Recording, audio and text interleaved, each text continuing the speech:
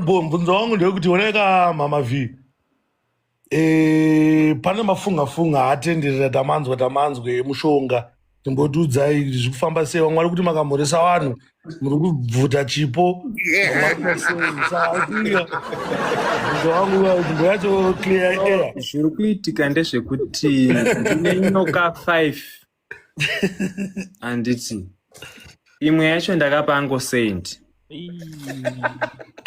Admire triple life. Ndosaka muchiona kuti ndine vandinopa kuti varambe vari stable, kozoita vamwe kuti vanonga vasati varedi kudzitambira ndobva tangovasiya vakadaro. Saka so let me tell you one thing. Content is all about consistency. How do you expect to grow if you post once a week and post every day like an amateur?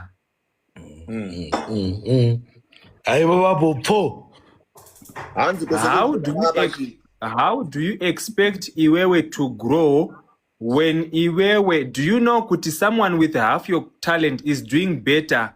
Why? Because of consistency than someone as kutoita anything. You understand? Kutone munhu ane consistency, iwe une talent but hausi kuita consistency, then kozoita munhu ane consistency but iwewe usinga talent rako usingaishandisi. Consistency is the key.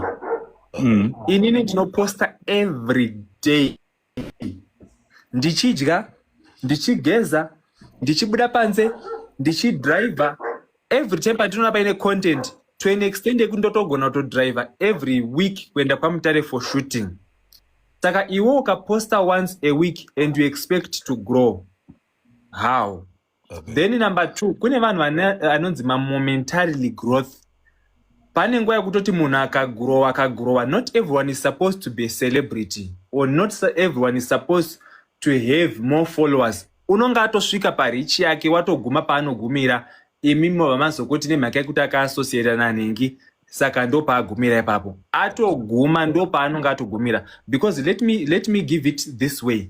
There are people vekuti vane trend inongolasta for a week, then that trend is gone. Then there are people who last for a month, then that trend is gone. Where is the snake under grass today? What about it's not it. What she banana saying you? That way is Ango saying today. Na vines hazungu. So Zango Sparks urusarwadzwe notinda kuita makosa. Na Mama Vika muya tosibate boys. So Zango fanana na snake under grass. He became famous even up to now. If you say snake under grass, everybody knows him, but akatopfura kudara. Then pane akauya there was a guy mweso akambo trender, so aitonga iwenga news nechindebele so lo munyaka akatouya akapfura because it's momentarily. Angangone one joke rakatrenda but haana mamwe majokes ekuramba to sustain. Being famous is easy, but maintaining your fame is very difficult. Urikona pataka, do you remember kuti ana by beat chaiyo ndini ndakatopusha kuti vange vari vanouya kuno ndikatotaura ndoda unovatorao, but zvakazoenda nepi. So at the end of the day, kune munhu wekuti anongoita mbiri yanhasi. Yes. But mangwana or next tomorrow inomuka isisipo. Why? Because haasisina something to sustain it. Number 2, mbiri inotoda mari. You understand? Mbiri inotoda mafinances ekuramba uchimaintaina. It needs maintenance.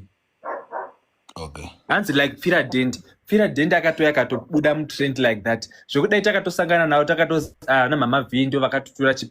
No one will take your star. You understand?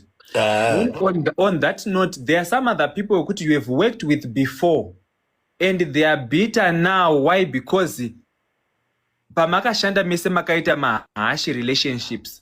It's allowed to say whatever they want to say, but at the end of the day, you saying that zvangofana Kelly Khumalo nongonzi akaromba, but Kelly Khumalo is there, she's doing well.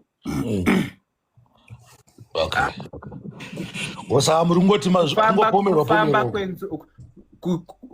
shoshe kuti shoshe rasura zvire kuti kuchamisa nzou kufamba.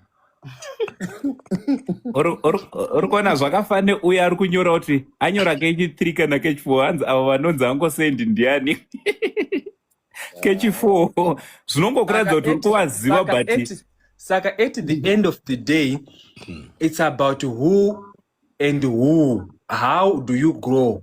Ini ndichitoshanda netimu rangu tinonga tinogona kutoshanda self sustainable tichitogrowa tichitoita ball and ndoti zvanoda kuti munzwisise.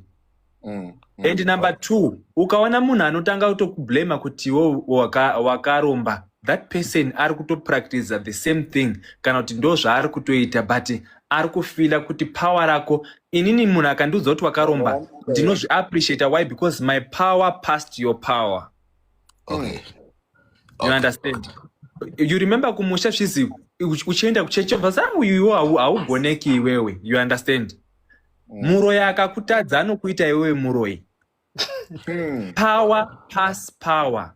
At the end of the day, nobody can break something they did not install in you. Only God ndo vanodecide kuti mama V ndo vatakuda kuti mama V vachipera takuda kuti tivabvise musyllabus ndo vanatobuda musyllabus. But if it's not about that, no, I won't go anyway.